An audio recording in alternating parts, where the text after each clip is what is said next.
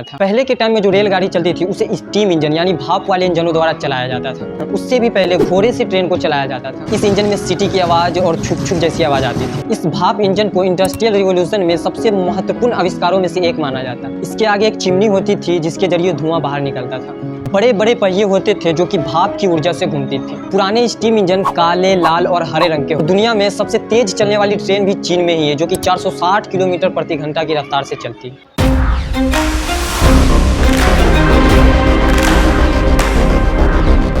हर दिन करोड़ों लोग ट्रेन में सफर करते हैं और माल को एक जगह से दूसरी जगह लाने ले जाने में बहुत ही सस्ता और तेजी से पहुंचाने का काम करता है। अगर रेलवे नेटवर्क की बात करें तो पूरी दुनिया में भारत चौथे नंबर पे आता है और एशिया में फर्स्ट नंबर पे आता है। पूरी दुनिया में रेलवे नेटवर्क के मामले में फर्स्ट नंबर पे अमेरिका आता है। अमेरिका में रेल नेटवर्क टोटल 25,07,560 किलोमीटर में फैला हुआ है, लेकिन यात्रियों के लिए सिर्फ और सिर्फ 35,000 किलोमीटर का ही हिस्सा है। ज्यादातर हिस्सों पे माल ट्रांसपोर्ट होता है। अमेरिका में टोटल 500 से ज्यादा रेलवे स्टेशन और दूसरे नंबर पे चीन आता है जहां रेलवे नेटवर्क टोटल 1,59,000 किलोमीटर में फैला है और यात्रियों के लिए 45,000 किलोमीटर का हिस्सा, बाकी पे माल ट्रांसपोर्ट ही होता है। और चीन में कुल 5,500 रेलवे स्टेशन और दुनिया में सबसे तेज चलने वाली ट्रेन भी चीन में ही है जो कि 460 किलोमीटर प्रति घंटा की रफ्तार से चलती है। और तीसरे नंबर पे आता है रूस, जिसकी रेलवे नेटवर्क 1,05,000 किलोमीटर में फैला हुआ और रूस में लगभग 12,000 रेलवे स्टेशन। और चौथे नंबर पे आता है हमारा भारत। यहाँ की रेलवे नेटवर्क टोटल 1,26,511 किलोमीटर में फैला हुआ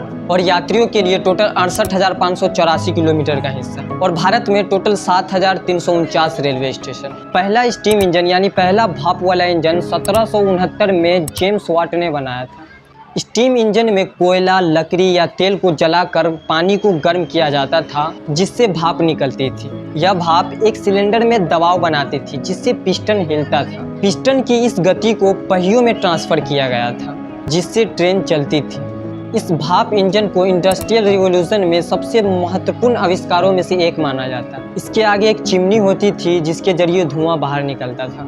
इसके पीछे बॉयलर और कोयला रखने की जगह होती थी। बड़े बड़े पहिए होते थे जो कि भाप की ऊर्जा से घूमती थी। पुराने स्टीम इंजन काले, लाल और हरे रंग के होते थे। जब वो चलती थी तो उनकी चिमनी से काले रंग का धुआं निकलता था। इस इंजन में सीटी की आवाज और छुक छुक जैसी आवाज आती थी। पहला स्टीम इंजन से चलने वाला रेलवे इंजन जॉर्ज स्टीफेंसन ने 1814 ईस्वी में बनाया था। पहले के टाइम में जो रेलगाड़ी चलती थी उसे स्टीम इंजन यानी भाप वाले इंजनों द्वारा चलाया जाता था। उससे भी पहले घोड़े से ट्रेन को चलाया जाता था। पहले के समय में यात्रियों वाली ट्रेन नहीं थी। पहले के समय में माल को एक जगह से दूसरी जगह ले जाने में उपयोग किया जाता था। 16 अप्रैल 1853 यही वो ऐतिहासिक दिन था जब भारत में पहली बार रेलगाड़ी मुंबई के बोरी बंदर यानी आज के टाइम में इसका नाम छत्रपति शिवाजी महाराज है, छत्रपति शिवाजी महाराज टर्मिनस से थाने तक चलाई गई। इस ट्रेन में टोटल 14 डिब्बे थे और इसे 3 भाप वाले इंजनों द्वारा चलाया गया था। इस तीनों इंजन का नाम सिंध, सुल्तान और साहिब था।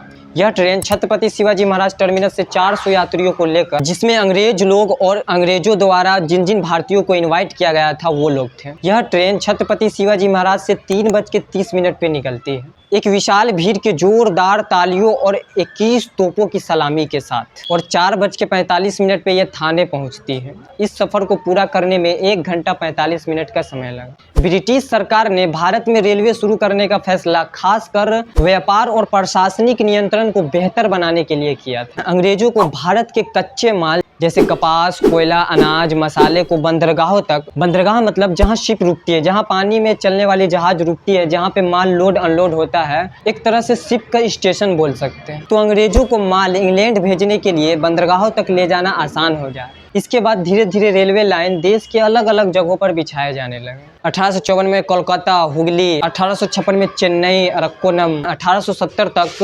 मुम्बई, कोलकाता और दिल्ली को जोड़ने वाला रेलवे नेटवर्क बन चुका था। उम्मीद है कि आपको यह वीडियो इन्फॉर्मेटिव लगा होगा, तो इस वीडियो को लाइक कर दे और इस चैनल को सब्सक्राइब कर ले। तो फिर मिलते हैं किसी नेक्स्ट वीडियो में, जब तक के लिए जय हिंद।